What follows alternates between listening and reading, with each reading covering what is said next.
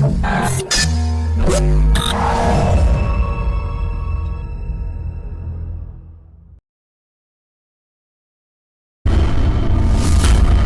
Voice வழங்கும் நெற்றிக் கண் சமூக பொதுநல பார்வையில் நெற்றிக் கண்.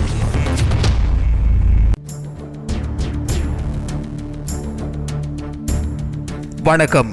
இது தமிழ் voice.com வழங்குகின்ற சமூக பொதுநல பார்வையில் வரும் நெற்றிக்கண் நிகழ்ச்சி. இன்றைய நெற்றிக்கண் நிகழ்ச்சியில் நாங்கள் பார்க்க போகின்றோம் கனிமொழி மற்றும் அனந்திக்கிடையிலான மோதல் பற்றி. இறுதிக்கட்ட யுத்தம் நடைபெற்ற போது தமிழீழ விடுதலை புலிகளை இராணுவத்தினரிடம் சரணடையுமாறு கூறிய கனிமொழி அதனை மறுப்பார் என தான் ஏற்கனவே அறிந்து வைத்திருந்ததாக வடமாகாண சபை உறுப்பினர் அனந்தி சசிதரன் தெரிவித்திருந்தார்.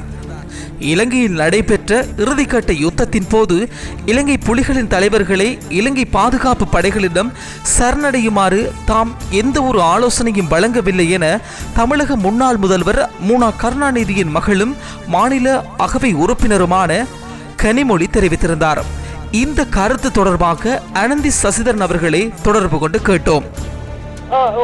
உண்மையிலே இந்த இறுதி போரில் நடந்த சம்பவங்கள் தொடர்பாக நான் பல இடங்கள்லயும் பேசி இருக்கிறேன். ஆனால் இந்த முல்லைத்தீவு நீதிமன்றில் என்னுடைய ஆழ்குணர்வு மனு வழக்கின் போது நான் கூறிய கருத்து தான் இப்பொழுது பரவலாக பேசப்பட்டு வந்திருக்கிறது. கருணாநிதியினுடைய மகள் கனிமொழி அவர்கள் மௌனத்தை கலைக்கின்ற தன்மையையும் கொண்டு வந்திருக்கிறது. உண்மையில் 6 வருடங்கள் கடந்து என்ன நடந்ததை கூறாத இவர் கனிமொழி அவர்கள் இனி கூற போறதில் அவ இப்படியான ஒரு பதிலே அவ கூற வேண்டும். அதுதான் நம்முடைய அரசியலாக அமை. எனவே இவர் அந்த கூறியதும் நன்று. ஆனால் மறைமுகமாக அவர் ஒரு செய்தியை கூறியிருக்கின்றார். இவர் சசிதரன் என்பவர் விடுதலை புலிகளில் ஒரு முக்கியமானவர் அல்ல என்று. எனவே அந்த அளவிற்கு அவ விடுதலை புலிகளுடைய கட்டமைப்பை மிகவும் தெளிவாக அறிந்து வைத்திருக்கின்றார். எனவே அவர் விடுதலை புலிகளுடைய முக்கிய உறுப்பினர் அல்லாதவரோடு தொடர்பு கொள்ளவில்லை என்று கூறுவது முக்கியமான உறுப்பினர்களுடன் தான் தொடர்பினை கொண்டிருப்பது என்ற அர்த்தத்தை கொள்ளும். அதே நேரம் அவர் சசிதரன் யாரென்றே தெரியாது, அனந்தி யாரென்றே தெரியாது என்று கூறினார். உண்மையில் அனந்தி யாரென்று தெரியாது, உண்மைதான். சசிதரன் யாருன்னு தெரியாத உண்மைதான். ஆனால் எழிலன் என்ற பெயர் தான் அப்பொழுது பாவிக்கப்பட்ட பெயராக இருக்கின்றது. எனவே அந்த நான் கூறுவதுதான் அவருடைய அந்த மனச்சாட்சி தான் உண்மையை சொல்லும். அவர் தன்னுடைய சொந்த நலன் கருதி இப்பொழுது இவ்வாறான பதிலை கூறியிருக்கின்றார். பல்லாயிரக்கணக்கான பெண்களுடைய கண்ணீருக்கு இவர் மட்டுமல்ல, இந்த சர்வதேசமே பதில் சொல்ல வேண்டிய ஒரு தேவை இருக்கின்றது. ஆனால் நம்புகின்றோம் தர்மம் வெல்லும் என்ற ஒரு நம்பிக்கை இந்த பாதிக்கப்பட்ட பெண்கள் எல்லோருக்குமே இருக்கின்றது. எனவே அந்த எங்களுடைய கண்ணீருக்கான பெறுமதி கிடைக்கத்தான் வேண்டும். இவரது கருத்துப்படி நாங்கள் யாரையுமே சரணடைய சொல்லவில்லை என்பதாக இருக்கிறது. எனவே இந்த கருத்து இப்படி இருக்கின்ற பொழுது எங்களுடைய கோரிக்கையும் போராட்டமாக இருப்பது இராணுவத்தினரிடம் சரணடைந்த புலிகள் உறுப்பினராக இருக்கலாம் அல்லது சாதாரண பொதுமகனாக இருக்கலாம். யாராக இருந்தாலும் அவர்கள் எங்கே என்பதுதான் எங்களுடைய கேள்வியாக இருக்கிறது. இந்த கோரிக்கைக்கும் அவரது கருத்துக்கும் என்ன தொடர்பு இருக்கிறது? ஏன் இப்படி பேசுகின்றார்? நாங்களும் விடுதலை புலிகளுடைய முக்கியமில்லா தண்ணி என்பதை பற்றி நாங்கள் பேசவில்லை. ஆனால் நான் என்னுடைய கணவரை தேடுவது போல ஆயிரக்கணக்கான பெண்கள் தங்களுடைய கணவர், ஆயிரக்கணக்கான பெண்கள் தங்களுடைய பிள்ளைகளை தேடிக்கொண்டு இருக்கின்றார்கள். எனவே இவர் மனச்சாட்சியை புதைத்து விட்டு அவர்கள் அவ்வாறு சரணடையவில்லை, நான் பேசவே இல்லை என்று சொல்லுவது உண்மையில் மிகவும் வேதனையாக இருக்கின்றது.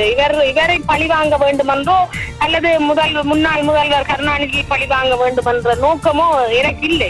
ஆனால் நடந்த சம்பவத்தை நடந்தவாறே நான் கூறுகின்றேன். ஆனால் உண்மையில் அது நடந்தது என்பதற்கு சாட்சியாக இன்னும் ஒருவர் உயிருடன் ஒரு நாட்டில் இருக்கின்றார். அந்த இவருடைய சம்பாஷணையில் பங்கு பெற்றிய இன்னொருவர் ஆனால் அவரும் ஒரு பாதுகாப்பான ஒரு இடத்தை பெற்ற பிறகு அவரும் தன்னுடைய அந்த சம்பவம் தொடர்பாக வெளியிடுவார் என்று நான் நினைக்கின்றேன்.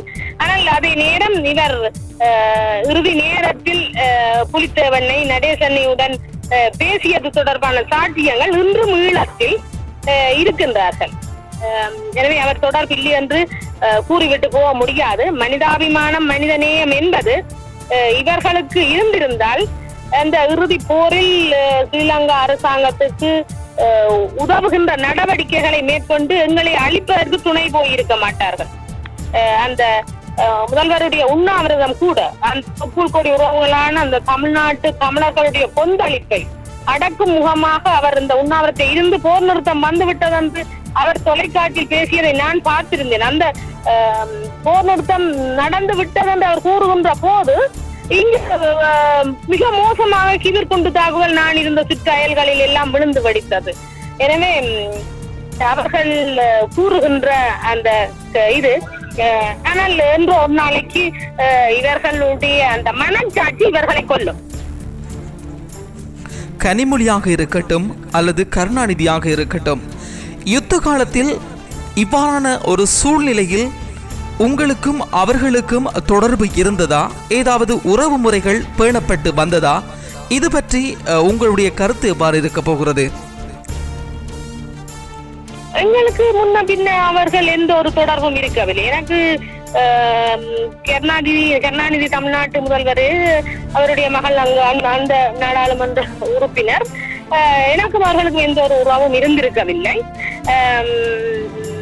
அதே நேரம் அவர்களுக்கு எதிரான அந்த அரசியல் வீழ்ச்சிக்காக நான் இவ்வாறு கருத்தை கூறுவது என்பது, நான் தமிழ்நாட்டில் போய் அரசியல் செய்யும் நோக்குடன் நான் இருக்கவில்லை.